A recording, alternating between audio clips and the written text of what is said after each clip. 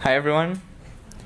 First of all, thank you very much for attending to this talk. I know everyone is pretty tired. It's been 2 very long days, but I hope the conference has been fun. I hope everyone learned something new. Yay? No? Yay! Yeah, there we go. I'm Rosario. I work on the Firebase team, and today I'm here to talk about, well, Firebase. So just a quick intro. What is Firebase?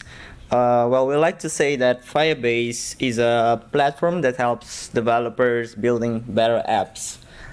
So in short, we have a pretty, not sure if I would say long list of products to help you build better apps. So we usually divide these products by categories. So we have the build ones that you usually use during development. Then we have the ones that we call improving app quality, and those you can use when you're releasing your app and monitoring how your app is doing. And finally, we have the engage ones, which let you engage with your users. So in a traditional app architecture, you would usually have something like this, where you have an app and it connects to your API server through a REST API, or maybe GraphQL. I saw a couple of GraphQL talks earlier today. And then you have this server communicating to a bunch of other servers like databases, auth server, or even media. But in Firebase, we take away all of that complexity from you, and we just give you direct access from the client to the service. And this probably raises some questions about security, and that's the whole reason why I decided to do this talk. So if you're getting started with Firebase, you'll probably be wondering how to set it up on your client app. This is droidcon, I'm assuming Android. And now, maybe by a show of hands, how many of you has ever set up Firebase in their Android app? All right, most of you. Great. If you haven't, then I'll show you how it's done, just in case. So for those of you who didn't raise their hands and never set up Firebase, this is usually how you start. You go to console.firebase.google.com. You create a new project. You select a name for your project. So in my case, I just say my awesome project. And then optionally, you can configure Google Analytics. So Firebase is titled coupled with Google Analytics to give you some insights on how your app is performing. And once you do that, there's going to be a loading screen. It might take a while to create your project, but believe me, it's usually faster than your average Gradle build. Once it's done, you'll see a screen like this. You can continue, and you get an empty project, a brand new project. So let's go ahead and add an Android app to it. Click on that button right there. You're taken to this nice wizard that asks you for your application ID along with a name, and optionally you can enter a SHA key. And this SHA key is used for dynamic links, Google sign-in, and phone authentication. And the third step is actually in the title of the talk. It's about the google-services.json file.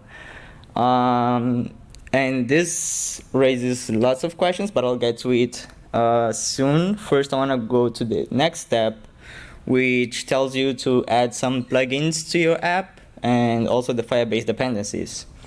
So the plugin is called Google Services. Actually, Google Services. And what this plugin does is basically just reads that JSON file from your app and fetches all the values that are in there and uses it to configure Firebase in your Android app.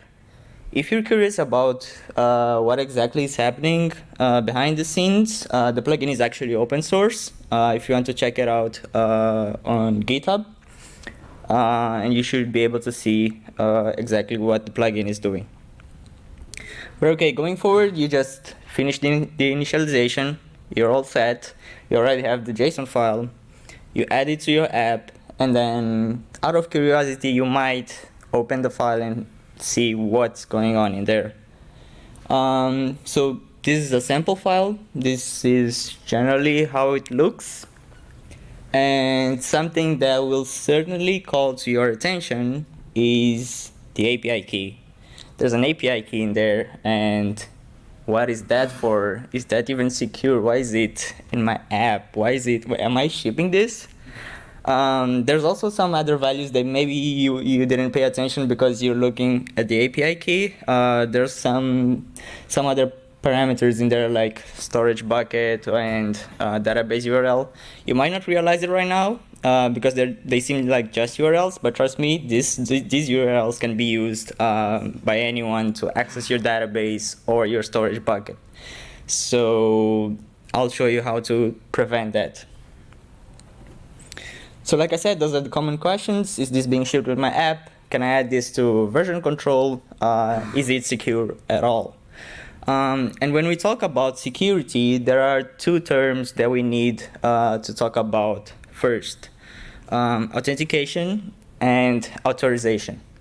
Now, does anyone know the difference between these two? Can anyone just shout really quick? Yes? No? One's who you are, one's what you can do. Who you are versus what you can do. Exactly. Thank you so much. So, authentication is who is the user, and authorization, what can the user do in your app. So let's start with authentication. And specifically, we'll talk about Firebase authentication. So we have a product called Firebase Authentication, and it helps you identify your users. So it gives them a way to sign in the app.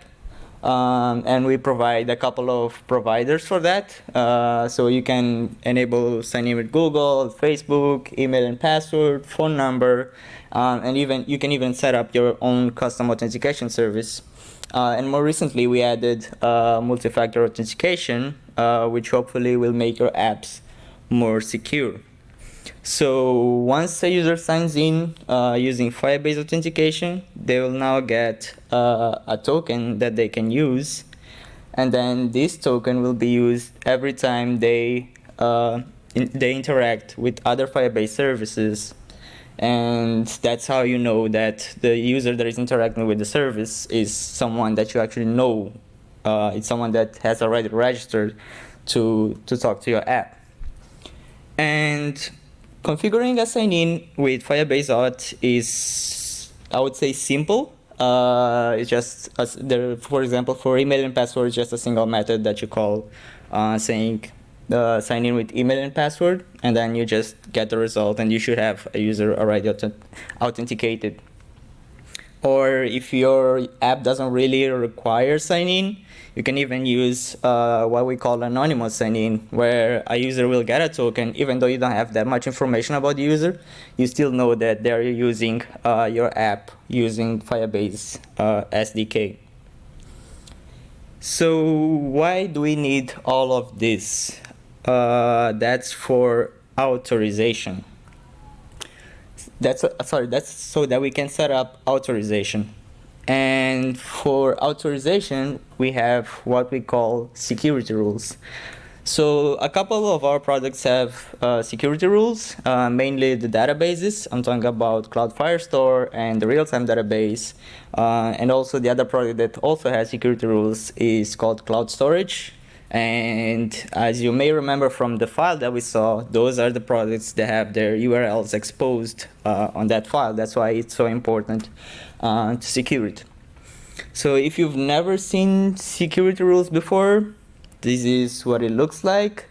I know the syntax can be new for some people, but let me go quickly over this. So this is an example rules for Cloud Firestore. And basically what I'm saying in these rules is I have a collection of to-dos, and for each to-do I will let a user create a new to-do if they are authenticated, and if in their to-do they're also passing, they're creating a to-do with a field that contains user ID. And I want to make sure that he only creates a user ID if their user ID matches the user ID that has been authenticated. And for read, I'm just making sure that he's reading his own to-dos. So I apply the same rule for read, update, and delete. And a really nice feature of security rules that I personally like is the ability to create functions. So I could probably simplify my rules by creating a new function. In this case, I called it isAuthor, which tells me if the user is the author of that to-do that he's creating. And then instead of having that huge line of rules, I can just simplify by calling isAuthor on create and also calling isAuthor on the other operations.